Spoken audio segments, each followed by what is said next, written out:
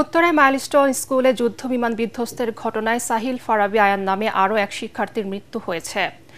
গতরাত 1:45টার দিকে জাতীয় বার্ন ও plastic surgery ইনস্টিটিউটের আইসিইউতে তার মৃত্যু হয়। Sahil Farabi Ayan Milestone school and কলেজের ইংরেজি ভার্সনের 7ম শ্রেণীর ছাত্র। জাতীয় বার্ন ও প্লাস্টিক সার্জারি ইনস্টিটিউটের আবাসিক সার্জন ডক্টর শাওন বিন রহমান তার মৃত্যুর বিষয়টি নিশ্চিত করেছেন। তিনি বলেন, রাত 1:45টার দিকে লাইফ সাপোর্টে চিকিৎসাধীন অবস্থায় সাহিল ফারাবী আয়ান মারা গেছে। আয়ানের শরীরে 40% দগ্ধ ছিল, তাকে আইসিইউতে রাখা হয়েছিল। এই ঘটনায় সর্বমোট এখন পর্যন্ত জাতীয় বার্নে 18 জনের মৃত্যু হলো। এ নিয়ে মোট নিহতের সংখ্যা দাঁড়ালো 36 জনে। তবে স্বাস্থ্য মন্ত্রণালয় গতকাল মৃত্যুর সংখ্যা একজন কমিয়ে সংশোধন করে 34 বলে জানায়।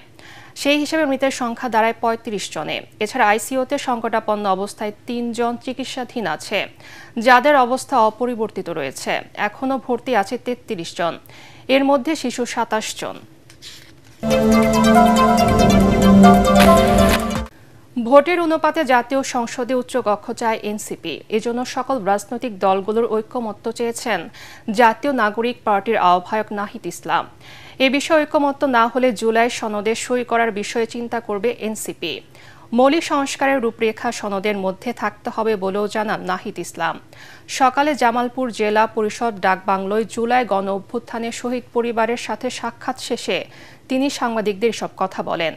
এ সময় নাহিদ আরও বলেন, ক্ষমতার ভারসাম্য ও জবাবদিহিতার জন্য সংসদে উচ্চকক্ষ খুবই গুরুত্বপূর্ণ, যেটি পিআর পদ্ধতিতে করার দাবি জানিয়েছে এনসিপি। এর আগে রোববার জুলাই পদযাত্রার অংশ হিসেবে জামালপুরে যান এনসিপির কেন্দ্রীয় নেতারা। শহরের তমালতলা থেকে ফৌজদারি মোড় পর্যন্ত পদযাত্রায় অংশ নিয়ে ফৌজদারি মোড়ে পথসভায় অংশ নেবেন তারা। পথসভা শেষে ময়মনসিংহে যাবেন এনসিপি নেতারা। আমরা বলেছি মৌলিক সংস্কারের রূপরেখাটা সনদের মধ্যে থাকতে হবে। তো এর মধ্যে ম্যাক্সিমাম বিষয়ই ঐক্যমত হয়েছে এবং সেটার জন্য আমরা সকল রাজনৈতিক দল এবং ঐক্যমত কমিশনকে ধন্যবাদ জ্ঞাপন করেছি যে সবাই যার যার অবস্থান থেকে সরে এসে জাতীয় স্বার্থে ঐক্যমত পোষণ করেছেন।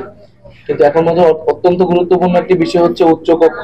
এটা প্রথম থেকে আলোচনা ছিল, বিএনপি সহ বিভিন্ন দলের প্রস্তাবনাতেও ছিল, কিন্তু আমরা বলেছিলাম যে উচ্চকক্ষটা ভোটের অনুপাতে হতে হবে, পিআর অনুসারে হতে হবে, এটা আসনের অনুসারে হওয়া যাবে না। রংপুরে আবু সাইদ হত্যা ও সাভারের আশুলিয়ায় 6 মরদেহ পোড়ানোর মামলায় 17 আসামিকে আন্তর্জাতিক অপরাধ ট্রাইব্যুনালে হাজির করা হয়েছে। সকালে প্রিজন ভ্যানে করে তাদের ট্রাইব্যুনালে আনা হয়। জুলাই গণ অভ্যুত্থানের প্রথম শহীদ আবু সাইদ হত্যা মামলায় 30 আসামির বিরুদ্ধে অভিযোগ গঠনের শুনানি হওয়ার কথা রয়েছে। প্রসিকিউশন জানিয়েছে আজ সব আসামির বিচার শুরুর আবেদন জানাবেন তারা। এর আগে গত 22 জুলাই বেগম রোকেয়া বিশ্ববিদ্যালয়ের সাবেক ভিসি ও রংপুরের সাবেক পুলিশ কমিশনার সহ 24 জনকে পলাতক ঘোষণা করে আন্তর্জাতিক অপরাধ ট্রাইব্যুনাল 2। সবশেষ আবু সাইদ হত্যা মামলায় বেরোবির সাবেক প্রক্টর শরীফুল ইসলাম, পুলিশের সাবেক সহকারী উপপরিদর্শক আমির হোসেন, কনস্টেবল সুজন চন্দ্র রায় ও ছাত্রলীগ নেতা ইমরান চৌধুরীকে ট্রাইব্যুনালে হাজির করা হয়।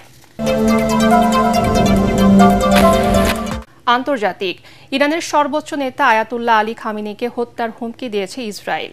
দেশটির প্রতিরক্ষা মন্ত্রী কার্টস প্রকাশ্যে এই হুমকি দিয়েছেন। একই সঙ্গে ইরানে নতুন করে হামলার হুমকিও দিয়েছেন তিনি। স্থানীয় সময় রোববার রাতে এক প্রতিবেদনে এ তথ্য জানিয়েছে বার্তা সংস্থা আনাদোলো।